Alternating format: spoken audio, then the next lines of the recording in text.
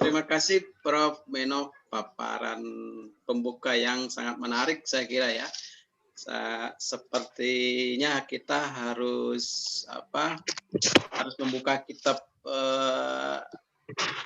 data dan analisis lagi nih Prof. Meno ketika sudah disajikan pengantar yang cukup menarik dan juga tidak terlalu berat seperti di kelas biasanya ada turunan ini nggak kelihatan gitu jadi kayaknya menarik ini Bu Nurul. Saya kira udah sedia kopi untuk sampai siang saya lihat ini juga. Baik, sebelum kita berdiskusi ya Bapak Ibu semua, saya undang dulu barangkali pembicara kedua kita yaitu Dekan Fakultas Perikanan yang akan menyampaikan semacam encouraging kepada kita kegiatan ini, kemudian juga catatan penting bagaimana pentingnya data science dan data analisis menjadi bagian dari pengambilan keputusan.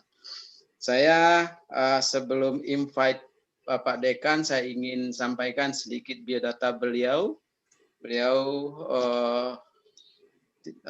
masih muda sama dengan saya, beda sedikit aja. Ya, Bapak Dr. Lucky Adrianto MSc, beliau menyelesaikan pendidikan doktor di Kagoshima University di bidang ilmu ini agak banyak ini ya. Dan nanti beliau berceritalah bagaimana. Takut saya salah nih. Di Kagoshima University tahun 2004 sudah selesai untuk pendidikan doktornya. Dan mengampu mata kuliah manajemen perikanan, pengelolaan sumber daya pesisir, pulau-pulau kecil, evaluasi sumber daya, sosial, ekologi, ekonomi, sistem, dan sebagainya, serta sudah menghasilkan banyak sekali publikasi nasional, internasional sebagai first author ataupun sebagai anggota maupun sebagai supervisor bagi pendidikan doktoral di SPL dan program lainnya. Saya kira saya akan menginvite Bapak Dekan Dr. Lucky Adrianto untuk menyampaikan encouraging-nya seperti apa dengan kegiatan kita ini dalam waktu 15 sampai 20 menit. Nanti kita akan punya waktu berdiskusi sampai jam 9.45 atau 50. Pak Dekan, Pak Dr. Lucky Adrianto, layarnya saya serahkan untuk dipergunakan dan di-share bahannya kalau ada yang mau di-share. Silakan. Baik, terima kasih Udayan. Bismillahirrahmanirrahim. Assalamualaikum warahmatullahi wabarakatuh.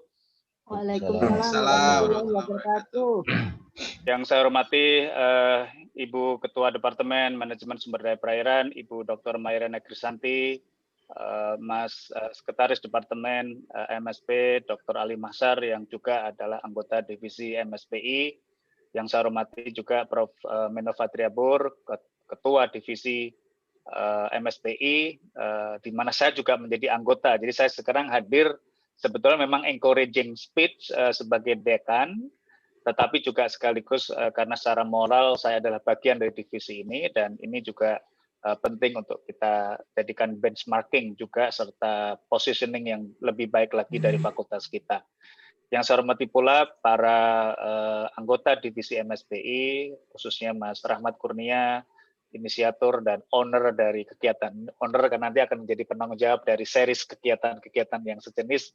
Insya Allah tahun depan kita akan selenggarakan acara-acara series yang terkait dengan R ini, khususnya terkait dengan aplikasi di pengelolaan sumber daya perikanan, dan juga teman-teman kolega dosen MSP yang hadir, kemudian juga peserta workshop setengah hari ini. Saya tidak akan share screen karena saya akan hanya 2 saja, Mas Yon, sebagai encouraging speech, 2 poin yang mudah-mudahan akan memberikan semangat kepada kita semua untuk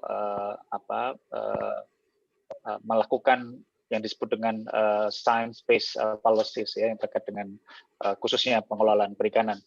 Yang pertama tadi Prof. Meno sudah menyampaikan dengan sangat filosofis maupun teknis ya, bahwa itulah data science ya. Dalam perspektif data science itu seperti disampaikan oleh Prof. Meno merupakan sebuah kalau saya sebut sebagai transdisciplinary science, ya, karena menurut saya Pak Meno, data itu juga bisa kuantitatif, bisa kualitatif. Khusus kualitatif itu adalah bagian dari pengalaman knowledge lokal yang kemudian harus diinterpretasikan dalam sebuah kerangka body of knowledge. Ini yang teman-teman kalau di pengelolaan perikanan itu sangat sangat spektrumnya akan sangat lebar dari yang metrik yang bisa diukur panjang, berat dan seterusnya sampai yang tidak bisa diukur persepsi, penerimaan itu menyangkut juga terkait dengan pengambilan keputusan. Oleh karena itu spektrum data science memang sangat transdisiplin. Tadi Prof. Meno menyampaikan dari statistik, matematik sampai ke ekonomi. Bahkan yang saya sebut sebagai non-science yang disebut dengan local knowledge itu juga termasuk dalam perspektif saya adalah data science.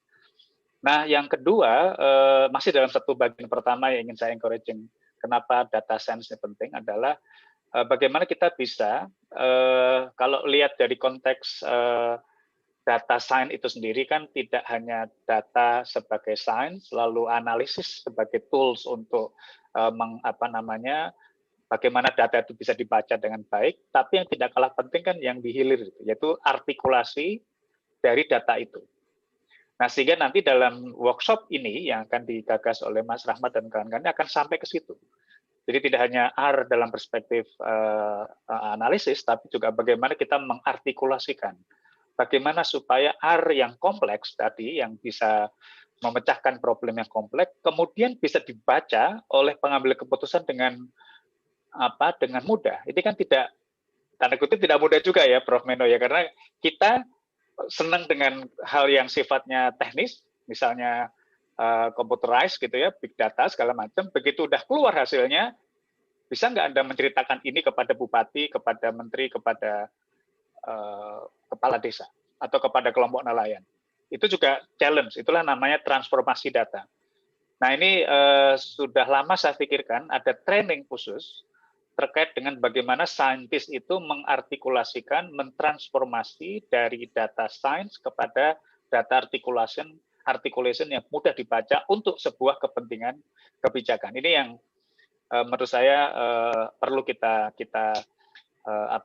pikirkan nanti, dan saya pikir dalam divisi MSPI kita akan sampai ke arah sana. Kebetulan nanti bisa juga saya dan beberapa kawan-kawan akan coba membantu Kang Rahmat untuk sampai ke dalam series berikutnya adalah ke transformasi data science ini. Itu yang pertama. Jadi encouraging saya pertama adalah data science adalah kebutuhan yang sangat mutlak bagi pengelolaan perikanan, karena perikanan itu mulai dari organisme sampai governance itu memerlukan spektrum data science yang luar biasa, dan kita perlu menjelajahi semua spektrum yang terkait dengan pengelolaan perikanan. Yang kedua, saya mengencourage, ini juga encouraging speech ya, Mas Yon dan kawan-kawan. Ini adalah bagaimana kita bisa pindah transformasi, saya sebut sebagai shifting bahkan dari namanya normal science ke post normal science. Kalau teman-teman ngikutin filosofi sains, normal science itu yang kita pelajari sekarang ini di kampus ya selama ini. Nah ini saya mohon maaf sekali lagi kalau saya tidak berarti pendukung Mas Menteri ya, Pak Nadiem atau apa, bukan. Tapi kalau saya lihat yang kampus Merdeka ini, kampus Merdeka itu adalah post normal science. Jadi itu yang kemudian diharapkan adalah sains itu juga kemudian pindah atau transformasi, shifting ke post normal, di mana kita juga akan banyak mengakomodir uncertainty. Jadi tidak sifatnya yang linear, gitu. Yang sifatnya sekedar oke ini data ada data dianalisis selesai gitu. Tapi dalam proses data itu sendiri, problem base itu sendiri itu juga muncul dari user. Maka kemudian ketika kampus Merdeka Belajar itu adalah bagaimana membawa problem based education ke dalam ini saya bicara sebagai dekan karena kebetulan K2020 IPB atau K2020 FIK itu adalah lari ke dalam konteks bagaimana adaptasi terhadap problem based education. Itu adalah kalau kita tidak banyak bergaul dengan user, kan nggak bisa tahu problem based. Itulah kenapa kemudian nanti dalam kuliah-kuliah pengelolaan sumber daya perikanan yang khususnya kita ampu ya di divisi kami, di divisi Prof. Meno dan kawan-kawan, akan banyak problem based. terkait dengan stok, maka problem base. Tidak hanya sekedar yang kita pelajari konvensional, kita pelajari participatory stock assessment. Lebih konkret, lebih banyak. Kemudian poor atau rich data stock assessment juga menjadi spektrum yang harus kita pelajari juga. Berikutnya adalah bagaimana misalnya tempatnya Mas Serion atau Udayon terkait dengan fisheries biology, bagaimana terkait dengan biologi perikanan atau sumber daya ikan itu juga mengakomodir juga bagaimana nelayan punya persepsi terhadap sumber daya ikan. Maka diundang nelayan ngomong tentang ikan kerapu. What do you think about kerapu, Pak nelayan? Bukan what do you think about kerapu, tanya sama Pak Serion atau Pak Yon. Itu pasti beda dengan kalau nelayan yang bicara. Maka nelayan kita undang untuk bicara di kelas tentang kuliah khusus tentang perikanan kerapu. Menurut perspektif mereka. Atau kalau kita nggak mau terlalu ke dalam nelayan, sekarang ada asosiasi demersal Indonesia, ada asosiasi perikanan rajungan, ada asosiasi, mereka kita undang ke kampus, bicara tentang perikanan rajungan, bicara tentang perikanan tuna, bukan oleh Pak Yon sendiri atau Pak Zeren sendiri yang bicara tentang misalnya perikanan rajungan. Itu bagian dari problem base, sehingga itu hibrid kita. Nah itulah post normal science. Saya inginnya justru waktu kita diskusi di divisi ya, Prof. Meno, misalnya bagaimana kita bisa mengajarkan ngukur panjang berat itu penting bagi nelayan. Maka kita bikin kuis kan waktu itu kan. Siapa kelompok mahasiswa yang paling bisa mengajari tentang panjang berat kepada nelayan. Jadi metode delivery itu juga menjadi challenge bagi kita. Tidak hanya knowledge input, tapi kemudian knowledge output itu juga menjadi salah satu challenge bagi dunia kampus terkait dengan bagaimana nanti mahasiswa ketika lulus, saya kira kita tahu ya kalau sekarang ini dalam dunia pengelolaan perikanan itu advokasinya luar biasa, advokasi harvest strategy. Misalnya itu adalah advokasi yang dimulai dari sains, kemudian kita bicara civil society, NGO, kemudian teman-teman diadopsi melalui policy development yang dari pemerintah. Maka ketika mahasiswa fresh graduate, biasanya tidak harus jadi pegawai negeri, nggak apa-apa. Tapi kerja di NGO, advokasi, atau kerja di kelompok masyarakat yang punya sense terhadap data analisis, lalu kita jadikan itu sebagai bagian dari input kepada pemerintah. Maka kemampuan data articulation itu juga menjadi kata-kata kunci dalam perspektif mahasiswa. Ini yang saya pikir dalam konteks data science, sekali lagi spektrumnya akan sangat lebih luas karena kita shifting dari normal science to post normal science. Yang pertama, yang kedua adalah menguasai what is the data. Itu data sendiri adalah data yang sifatnya linear, non-linear, data yang sifatnya measurable, non-measurable, data yang sifatnya nanti terkait dengan itu kan measurable sama non-measurable kan nanti terkait dengan collecting data, baru nanti analisisnya, belum lagi nanti artikulasinya. Bagaimana mengartikulasikan data untuk konteks policy science. Nah inilah yang saya pikir encouraging speech saya, Mas Yon, terkait dengan acara workshop ini. Dengan demikian, terakhir adalah bahwa positioning fakultas kita, khususnya Departemen MSP, harus sangat lebih jelas karena WPP based management, WPP based governance, WPP based economy itu sudah menjadi platform terlepas ya. Kemudian ini Nyun Sewu ya, terlepas pemerintah lalu serius mengerjakan itu atau tidak, itu is beyond our concern. Tapi civil society sebetulnya sudah sangat setuju bahwa pengelolaan WPP nggak bisa setengah-setengah, harus serius gitu. Karena kalau kita bicara semua diurus dari Jakarta nggak bisa. 11 wilayah pengelolaan perikanan laut, 14 wilayah pengelolaan inland atau perairan darat atau perikanan darat itu menjadi hal yang harus kita antisipasi. Bayangkan ada 11 set data, maka ada 11 set big data untuk laut. Lalu ada 14 set big data untuk inland. Siapa yang mengerjakan? Nggak bisa oleh Mas Rahmat sendiri, tidak bisa oleh Prof. Meno sendiri, atau bahkan tidak bisa oleh IPB sendiri. Maka setiap WPP, kita harus punya Center of Big Data Science, yang itu dikelola atau diamanahkan kepada kampus. Inilah yang saya, Kang Rahmat, dan beberapa kawan-kawan, insya Allah akan ada beberapa donor yang akan mensupport bagaimana kita membentuk Center of Excellence yang terkait dengan data science ini, yang nanti akan menjadi sumber pengetahuan atau sumber update pengetahuan untuk kemudian kita latih para hub-hub WPP, sehingga setiap kampus, karena kita sudah mengencourage ada learning center di WPP dan itu diadopsi oleh kampus, teman-teman di fakultas-fakultas yang ada di setiap WPP sudah ada itu ya, yang sudah punya grup sendiri-sendiri, dan itu kita jadikan basis untuk data ini, sehingga WPP 711 misalnya adalah umrah misalnya, maka umrah punya lab yang kemudian itu terkait dengan 711 ya dia itu semua. 717 di Biak, misalnya Universitas Jayapura, maka dia punya hub fisheries management data untuk 717. Tidak kemudian ketika ada problem 717, maka Mbak Erna dari PRPL atau Pak Zerion atau Pak Yon atau Mas Agus pergi ke sana. Gitu. Nggak perlu kan, tapi orang sana melihat aja, nonton aja, jadi asisten, nggak bisa gitu lagi menurut saya. Jadi mereka harus leading fisheries management data di masing-masing. Nggak bisa dikerjakan oleh 1-2 orang saja. Itulah yang menurut saya secara pribadi waktu saya diminta untuk memimpin forum, sekarang sudah beralih karena saya sudah harus menyelesaikan kepemimpinan di fakultas, maka yang sudah dilakukan dan diteruskan oleh penerus kita adalah membangun learning center di setiap WPP, di setiap kampus, sehingga itu menjadi bagian dari tugas kita. Pertanyaannya apakah capacity building mereka sudah? Jawabannya belum, Kang Rahmat. Maka PR kita dulu waktu 2 tahun lalu kita mengerjakan agen based model itu, Kang Rahmat, itu belum selesai tuh Kang. Itu tetap kita nanti harus kita teruskan untuk juga melatih 11 WPP, 1 WPP ada 2 atau 3 kampus sudah berapa Kang?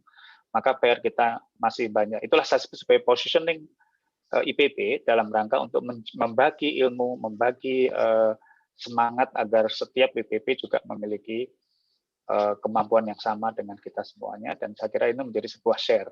Nah, bayangkan kalau setiap 2 tahun sekali ada WPP Science Workshop, maka ada workshop yang kita lead untuk bagaimana WPP Science Data itu bisa dielaborate, lalu di hari kedua WPP Manager duduk bersama dengan WPP Learning Center untuk membahas tentang WPP Based Management. Itulah impian kita. Terlepas sekarang pemerintah mau atau tidak, saya nggak tahu terus terang ini ya, menteri baru apakah ngeh juga, menteri yang lama juga belum ngeh, padahal kita udah teriak-teriak tentang itu, ini tugasnya Udayon nih nanti yang harus mengawal Kemenko, Bappenas dan seterusnya, ini menjadi salah satu tools data science. Jadi saya kira itu encouraging yang ingin saya sampaikan, Pak Yon, Mas Rahmat, keep in progress, insya Allah tahun depan seperti yang sudah kita rencanakan di divisi, with or without funding ya, nanti kita cari sama-sama. Insya Allah passion kita untuk meningkatkan kapasitas pengelolaan data, khususnya terkait dengan yang update ya, yang terkait dengan pengelolaan perikanan itu akan terus kita lakukan. Insya Allah saya secara pribadi baik sebagai anggota divisi maupun yang akan juga nanti mengawal beberapa kebijakan, akan terus mencari partner untuk bisa semangat tadi yang saya sampaikan bisa kita lakukan. Mohon juga perkenan yang hadir di ruangan ini yang saya lihat beragam ya, dari NGO, dari saintis, mari kita sama padukan, kita share, kita bangun kekuatan-kekuatan di setiap WPP sehingga WPP itu kuat sekali. Jadi tidak perlu lagi Jakarta mikirin sendiri, tapi yang jelas nanti Jakarta akan membuat protokol tentang bagaimana pengelolaan perikanan, tetapi nanti datanya dikawal oleh masing-masing WPP. Itulah kenapa kemudian ada WPP Research Grant yang juga saya usulkan. Walaupun kemudian nanti kita lihat 2021, ada WPP Research Grant, sudah ada Learning Center, ada WPP Data Science, lalu ada workshop 2 tahun sekali WPP Data Science, tapi manfaatnya sekali lagi adalah untuk WPP Based Governance atau WPP Based Management. Saya kira itu Mas Yon yang bisa saya sampaikan. Mohon maaf kalau tidak menggunakan tayangan, tapi intinya adalah semangat bahwa data science spektrumnya adalah mulai dari normal kepada post normal science. Yang kedua adalah spektrum datanya juga adalah mulai dari measurable, non measurable, dari yang formal kepada non formal, dari yang sifatnya science to traditional atau ecological local knowledge. Saya kira itu yang bisa saya sampaikan. Terima kasih, mudah-mudahan bermanfaat. Saya sendiri juga akan terus ngikutin kegiatan-kegiatan ini, dan insya Allah saya akan menyumbangkan juga beberapa hal terkait nanti dalam series berikutnya bagaimana R bisa dipakai untuk menganalisis sistem sosial ekologi yang memang sudah sangat menjadi kebutuhan kita sebagai sebuah kompleksitas ya dalam konteks perikanan kita. Terima kasih, sukses buat divisi MSPI, Prof. Meno dan kawan-kawan, sukses buat Mbak Maya divisi Kadep MSP, dan wabil khusus sukses bagi tim Mas Agus, tim R MSP ya yang luar biasa, Mas Agus dan kawan-kawan dikomandani oleh Kang Rahmat dan kawan-kawan yang memang insya Allah akan terus kita kawal bersama. Terima kasih, sampai berjumpa lagi dalam seri-seri berikutnya yang sedang disusun oleh divisi MSPI, dan insya Allah fakultas akan terus mengawal upaya-upaya yang luar biasa ini. Terima kasih. Assalamualaikum warahmatullahi wabarakatuh. Waalaikumsalam warahmatullahi wabarakatuh. Waalaikumsalam warahmatullahi wabarakatuh. Baik, terima kasih Pak Dekan atas sambutannya dan speech-nya pagi ini ya. Suasana gerimis yang tentu perlu dihangatkan dengan diskusi, saya kira Pak Meno ya. Saya masih menunggu, silakan raise hand atau nanti juga langsung saja atau juga mau di chat juga nggak apa-apa. Kita masih punya waktu sekitar 20 sampai 25 menit. Saya kira 3 penanya saja. Jadi untuk menghangatkan awal yang sudah kita mulai dengan paparan dari Pak Meno tadi. Sebelum mulai ada yang raise hand, saya kira, ataupun komen, saya kira Pak Meno perlu saya sedikit pancing juga kaitannya dengan data science dan machine learning. Gitu. Bagaimana kita bisa membedakan sebenarnya data itu benar apa hoax, Pak Meno. Ini penting nih. Ya. Data itu bagus, baik begitu, atau kesimpulannya yang tidak baik, datanya baik. Nah, gimana nih kita memilah pada titik-titik mana ini menjadi bermakna positif dan pada titik mana menjadi makna negatif. Kayaknya ini hoax ini menjadi teori yang juga mendisrupsi data kebenaran data, atau saya tidak tahu Pak Meno bagaimana nih fenomena ini masuk menjadi salah satu disruptor di dalam data science. Saya tunggu barangkali kalau ada yang mau melanjutkan diskusi, silakan nanti raise hand atau komen langsung. Sebelum Pak Meno menjawab, saya panggil dulu, barangkali ada yang mau langsung bertanya. Ada Bu Dwi dari Palembang ini. Ada Bu Oce dari Kendari, saya lihat juga.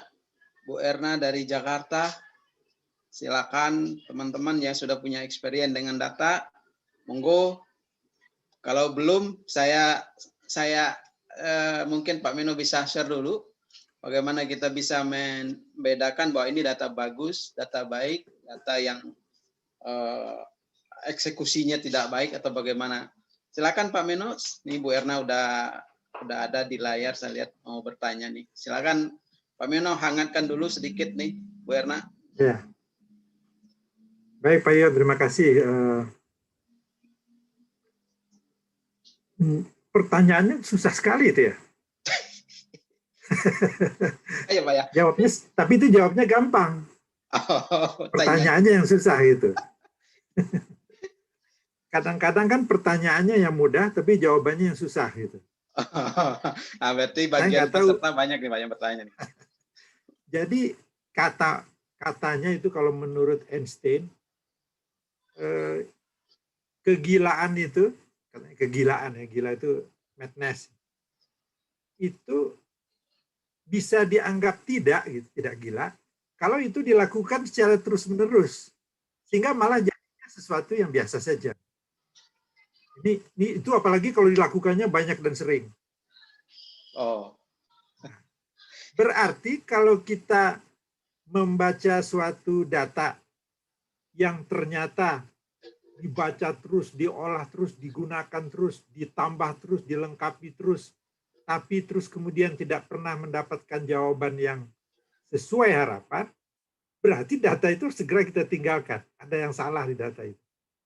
Mungkin itu data hoax itu. Misalnya saja, saya biasanya suka memforward data yang diposting di grup Dewan Guru Besar. Karena saya pikir kalau di grup itu kan guru besar semua dia. Berarti kan datanya atau informasi yang disampaikan di situ pasti benar gitu. Nggak akan sembarang diposting, nggak akan sembarang disebar gitu atau di-share. Ternyata banyak sekali yang hoax ternyata di grup Dewan Guru Besar sekalipun. Ini mungkin hanya karena tertarik. Nah, namanya yang hoax itu kan biasanya lebih menarik.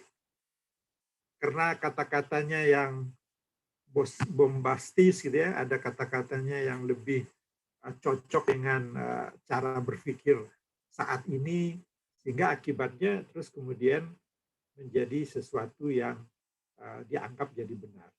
Jadi jangan, caranya ya untuk mengetahui itu ya tadi itu, kita harus upayakan agar informasi itu bisa saling dilengkapkan. Kalau ternyata match, berarti data itu bisa dipercaya. Berarti dia reliable. Tapi kalau data itu pas di tempat lain ada perbedaan, tempat lain juga ada perbedaan, ya berarti ada masalah di data itu. Dan era media informasi sekarang ini kan yang membuat kita itu jadi pusing kan. Karena terlalu banyak orang yang membuat data. Ya. Katanya kan data itu dikumpulkan, tapi kalau ini dibuat, itu kan beda. Ya, ya. Oke. Jadi itu harus masing-masing itu. Oh, kan pernah saya malah ada yang mengirimkan suatu ayat tuh dalam Al-Quran. Ayat itu kok bagus sekali gitu loh. Hampir saya posting, saya sebar ke beberapa grup yang ada di HP kan. Tapi terus saya cek dulu. Nama suratnya diketahui, nama ayat, nomor ayatnya diketahui, saya cek ternyata dia ditambah sesuatu. Wah, kan kejam sekali. Untung tuh alhamdulillah saya nggak biasa, nggak sembarangan mengirim-ngirim. Kalau sampai sempat terkirim kan berarti saya sudah menistakan agama pula, itu berbahaya sekali. Iya, ya. Baik. Gitu. Baik, saya kira ini challenge yang disampaikan oleh Pak Luki tadi, bagaimana transformasi itu hadir, kemudian informasi yang disampaikan itu dapat bermanfaat bagi orang banyak dan dipergunakan serta dapat diketahui oleh orang. Saya kira kuncinya di situ ya Pak Meno ya. Ya, baik. Saya kira saya bagi ke teman-teman yang lain yang ingin berbagi, bertanya, berusul, berpendapat, silakan. Pak Meno, sebelum saya dapat respon dari peserta yang lain,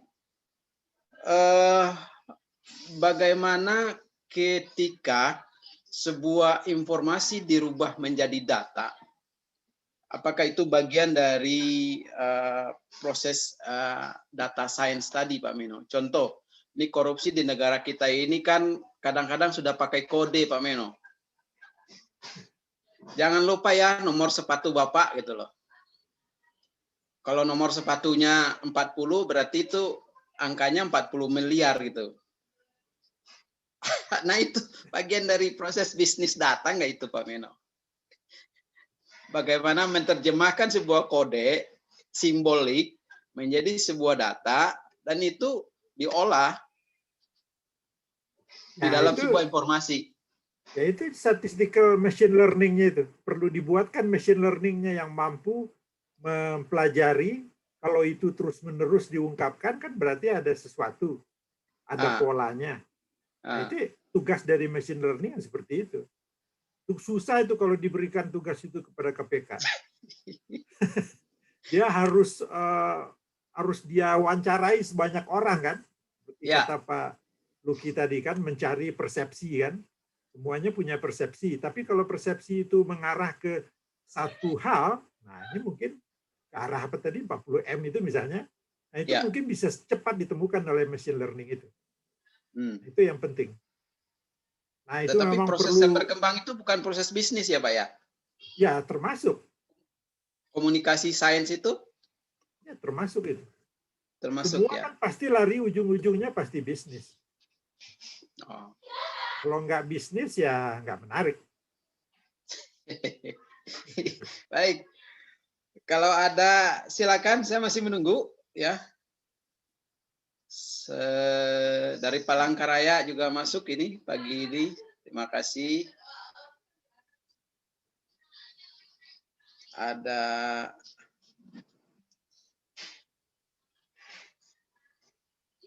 sebentar, ingin bertanya ini dari bagaimana mencari titik optimum dari minimum maksimum dari R.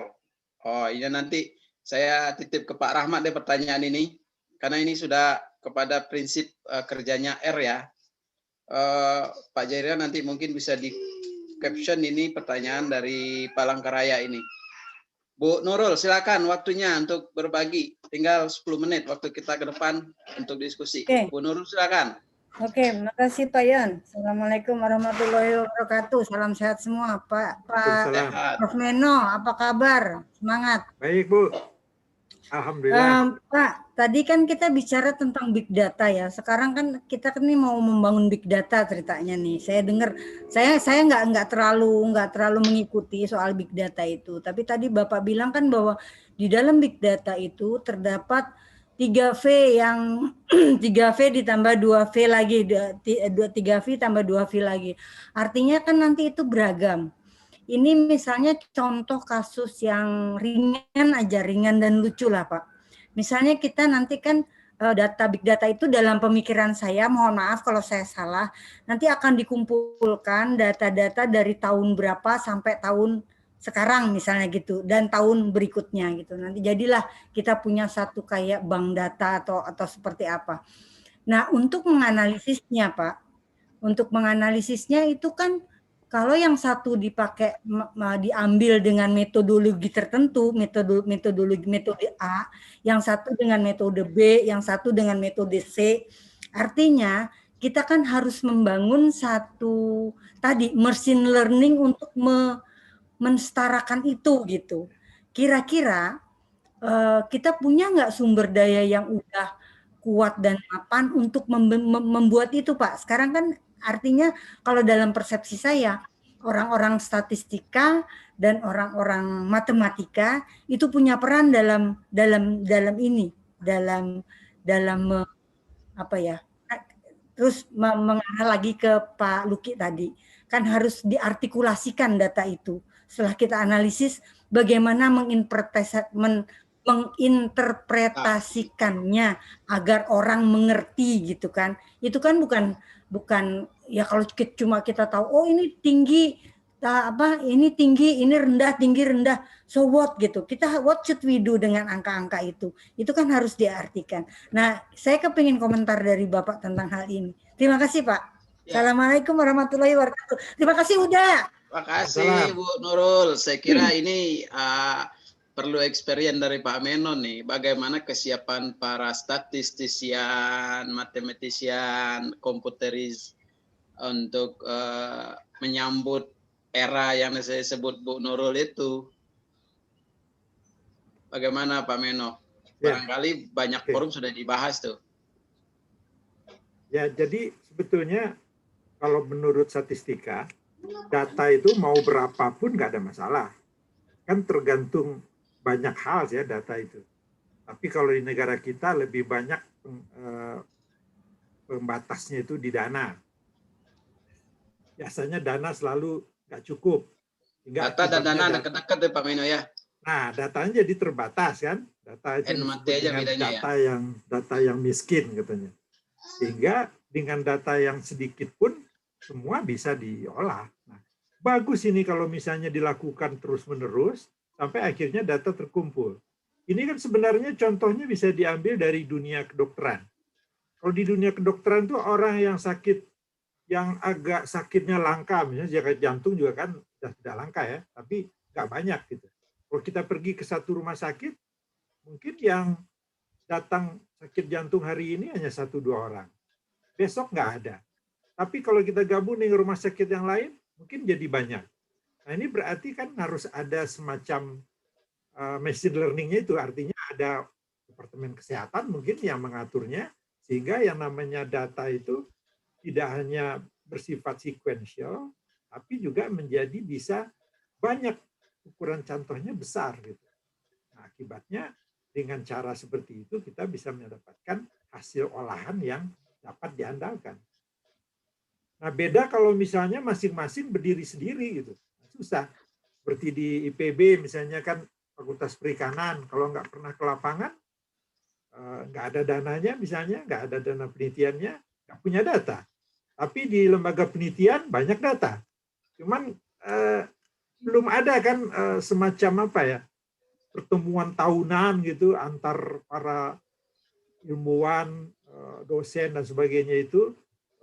Bagaimana nih caranya agar data yang ada ini bisa diolah dan bisa bercerita tentang sesuatu yang diperlukan untuk pengambilan keputusan yang cerdas tadi. Yang cerdas itu nanti lama-lama bisa dibuatkan machine learning-nya. Saya rasa kalau di ilmu komputer, di Departemen Ilmu Komputernya IPB itu sudah banyak tuh yang membuat seperti itu. Karena itu kan sebenarnya bagaimana caranya memberikan input atau memberikan semacam, dulu namanya tuh kalau nggak salah namanya list processing. Gitu. Jadi apa saja daftar dari proses-proses yang harus dilakukan, yang biasa kita lakukan, tapi kita berikan kepada si komputer. Sehingga komputer itu bisa melakukannya sekaligus. Dan tidak ada yang terlupa. Terus kemudian juga kalau ada kesalahan, dia bisa langsung memberikan. Nah, memang perlu programming. Jadi pada anak-anak muda zaman sekarang kan memang sedang gandrung-gandrungnya memprogram ya. Di mana-mana saya lihat tuh pelajaran coding-coding itu sangat pesat berkembang. Cuman sayangnya itu tidak ada yang mengkoordinir. Padahal biasanya itu ada saja gitu yang bakatnya luar biasa, tapi dia bekerja sendiri, sementara ada yang bisa sekolah, tapi mungkin dia tidak terlalu berbakat. Jadi ada apa namanya, karena sekolah mahal maksud saya.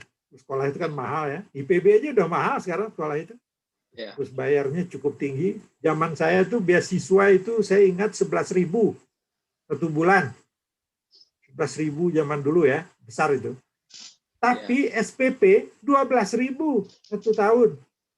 Coba. Sekarang ada nggak seperti itu? Nah, jadi ini petunjuk bahwa sebenarnya kita ini telah membuat tertidur saja itu para talenta yang ada di seluruh Indonesia itu. Yakin saya itu pasti dari 270 juta itu ada yang luar biasa hebat. Ya. Baik, Pak Meno. Akhirnya diculik kan sama orang-orang di luar negeri itu. Ada kalau tambahan? Nggak salah, ya enggak sebentar. Ada data yang mengatakan bahwa rata-rata 150 orang Indonesia itu dibawa oleh orang dari negara maju. Saya nggak mau menyebutkan dapat dari mana data itu. Itu 1 tahun itu, per tahun. Ya, Pak Meno, ada Jadi tambahan machine learning itu ada kelemahannya nggak, Pak Meno? Pasti. Kalau orang yang memberikan masukan ke machine learning itu keliru semua yang dimasukkan, ya keliru deh. Rabies in, rabies out ya Pak. Iya, pasti gitu. Dan itu yang berbahaya kan? Ya. Tadi saya mikirnya itu kelemahannya lampu mati, Pak Meno. Itu nggak masalah itu.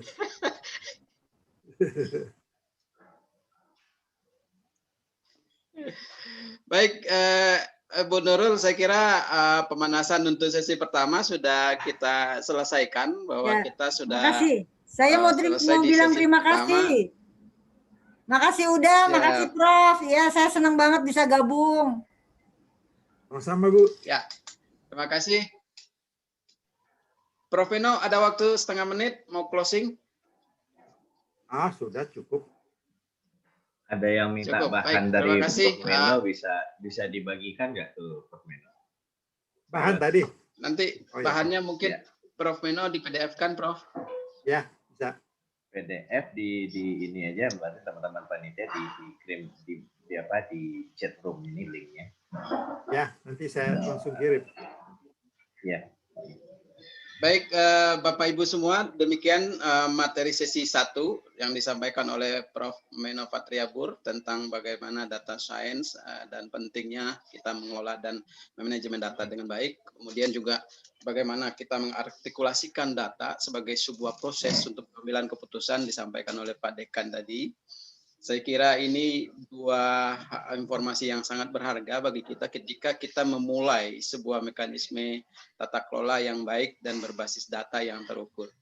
Baik, saya tidak akan mengulas lagi. Dari saya, moderator Yon Fitner mengucapkan maaf kalau ada salah dalam sesi pertama ini.